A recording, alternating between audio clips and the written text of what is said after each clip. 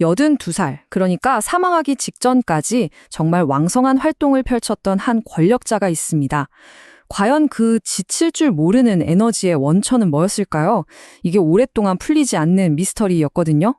오늘 바로 그 미스터리의 한가운데 있는 김일성 장수연구소의 비밀 자료를 통해서 자연 건강의 핵심 원리가 뭔지 한번 제대로 파헤쳐 보겠습니다. 궁금하시죠? 바로 시작합니다. 자, 그런데요. 사실 그의 건강 상태는요. 우리가 생각하는 것과는 아주 달랐어요. 평생 목 뒤에 종양을 달고 살았고요.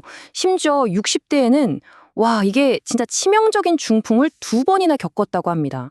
보통 중풍 한 번만 와도 회복이 정말 어렵잖아요. 그런데 어떻게 그 뒤로 20년이 넘게 그렇게 왕성하게 활동할 수 있었을까요? 바로 이 지점이, 이 풀리지 않는 수수께끼가 오늘 우리가 파고들어야 할 핵심 질문인 거죠. 이 노던 수수께끼의 해답은요, 놀랍게도 단 하나의 단어, 바로 자연 속에 있었습니다. 그리고 이 열쇠를 꽉 쥐고 있던 아주 특별한 기관이 있었죠. 그 이름은 바로 김일성 장수연구소입니다. 한번 생각해 보세요. 오직 단 한 사람의 건강만을 위해서 국가가 직접 운영한 그야말로 최고 수준의 연구기관이었던 거죠. 이 자료의 저자인 서경원 씨가 바로 이곳 연구원 출신이라고 하고요. 이 연구소에서는 수많은 약초들을 과학적으로 분석하고 아주 체계적인 임상실험을 거쳐서 북한의 전통의학을 한 단계 업그레이드 시켰다고 합니다. 그리고 이 연구소의 모든 연구는요. 딱 하나의 원칙을 따랐습니다. 바로 모든 해답은 자연 속에 있다는 거였죠. 그의 생활 자체가 그냥 자연요법 그 자체였다고 할 만큼 가공을 최소화한 음식, 온천, 햇빛, 공기 이런 자연의 모든 요소를 치유의 도구로 삼았다고 전해집니다. 자, 그럼 이 연구소가 찾아낸 구체적인 방법들이 과연 무엇이었는지 과학적인 시각으로 하나씩 한번 뜯어보겠습니다. 첫 번째 비밀은 바로 신선베개입니다. 이게 그냥 베개가 아니었어요. 무려 32가지 한약재를 넣어서 만든 아주 과학적인 수면 도구였던 거죠. 그러니까 잠을 자는 동안에 약재의 향이랑 기운이 몸에 스며드는 방식인데 아로마 테라피랑 비슷하다고 보시면 돼요.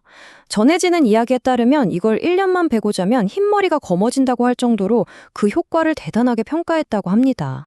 자, 그럼 그 신선베개 안에는 도대체 뭐가 들어있었을까요? 바로 이겁니다. 혈액순환을 돕는 천궁, 신경을 안정시키는 백지, 뼈를 튼튼하게 하는 두충. 이런 핵심 약재들이 정말 각자의 역할을 하면서 꽉 채워져 있었던 거죠. 근데 더 놀라운 게 뭔지 아세요? 이걸 집에서도 비슷하게 만들어 볼 수 있다는 거예요. 두충, 신위, 약숙, 목향, 정량. 딱 이 5가지만 있으면 됩니다. 그리고 눌렀을 때 높이가 6에서 8cm. 이게 바로 황금 비율이라고 하니까 한번 기억해 두시면 좋겠네요. 두 번째는 복밀요법, 바로 꿀 테라피입니다. 방법은요, 놀라울 정도로 간단해요. 그냥 등에 꿀을 바르고 자지만 하면 됩니다. 그럼 밤사이에 꿀이 피부로 싹 흡수되면서 기관지 질환을 예방하고 기침까지 먹게 한다는 거죠. 특히 면역력이 약한 노인이나 아이들한테 효과가 좋아서 북한에서는 100일 된 아기한테 꿀을 발라주면 아주 건강하게 자란다는 말까지 있을 정도라고 합니다. 그리고 세 번째 비밀은 우리의 몸이 아니라 바로 뇌의 사용법에 있습니다. 분석과 논리를 담당하는 좌뇌는요, 분노나 질투 같은 감정이랑 연결돼서 몸에 안 좋은 독성 호르몬을 뿜어냅니다. 반면에 창의와 감성을 담당하는 우뇌는 긍정적인 마음을 가질 때 엔도르핀 같은 유익한 호르몬을 만들어서 면역력을 높여주죠. 그러니까 결국 건강하게 오래 사는 것의 핵심 열쇠는 의식적으로 이 우뇌를 더 많이 쓰는 습관이 있다는 겁니다. 자, 그렇다면 이런 자연주의 원칙들이 과연 최고 권력자에게만 적용되는 어떤 특별한 비법이었을까요? 그게 아닙니다. 지금부터는요, 이런 원칙들이 북한 주민들의 평범한 일상 속 지혜에는 과연 어떻게 녹아 있는지 한번 살펴보겠습니다. 무가 나는 계절엔 의사가 필요 없다. 이 속담 하나가 모든 걸 말해주지 않나요? 북한의 조선무는 소화, 해독, 피부질환은 물론이고요. 이걸 말리면 항암 효과까지 있다고 알려져 있어요. 여기서 진짜 유용한 팁은 믹서처럼 빠르게 갈아버리는 것보다 강판에 천천히 갈아야 그 효과를 제대로 볼 수 있다는 점입니다. 이번에는 미용법인데요. 화장품이 아니라 자연 그 자체를 활용하는 겁니다. 쌀뜨물로 세수하거나 오이 마사지하는 건 우리한테도 꽤 익숙하죠? 근데 사탕 모집으로 팩을 하거나 식초랑 글리세린을 5대1로 섞어 쓰는 방법은 정말 독특하면서도 흥미롭습니다. 핵심은 전부 주변에서 아주 쉽게 구할 수 있는 재료들이라는 거죠. 창조적인 노동은 보약이다. 북한에서는 노동을 굉장히 긍정적으로 바라봅니다. 실제로 세계적인 장수촌들이 대부분 걷는 게 생활화된 산간지대에 있다는 점을 생각해보면 이거 꽤 일리가 있는 말이죠. 밥 먹고 100걸음 걸으면 99살까지 산다는 속담처럼 걷기는 혈액순환 개선부터 노폐물 배출까지 도와주는 최고의 보약이나 다름없습니다. 마지막 민간지혜는 약돌뜸입니다. 뜨겁게 달군 돌에서 나오는 원적외선을 이용하는 건데요. 이 원적외선이 피부 깊숙이 침투해서 혈액순환을 돕고 세포를 활성화시키는 효과가 있습니다.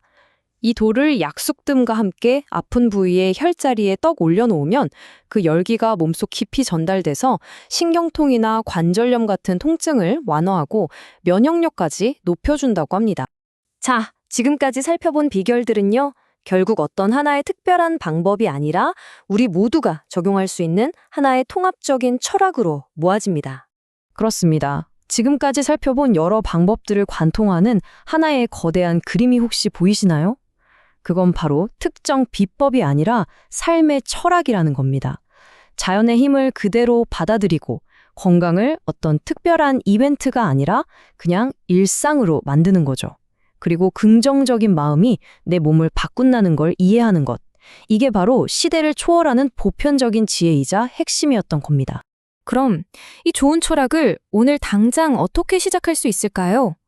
바로 이 4가지 실천법이 아주 훌륭한 답을 줍니다. 베개에 약숙이나 국화를 넣어보거나 세수할 때 식초 몇 방울 써보는 작은 변화. 식사 후에는 엘리베이터 대신 계단을 이용해서 100걸음을 약속하고요. 그리고 하루에 단 한 번이라도 의식적으로 긍정적인 생각을 해보는 겁니다. 어떠세요?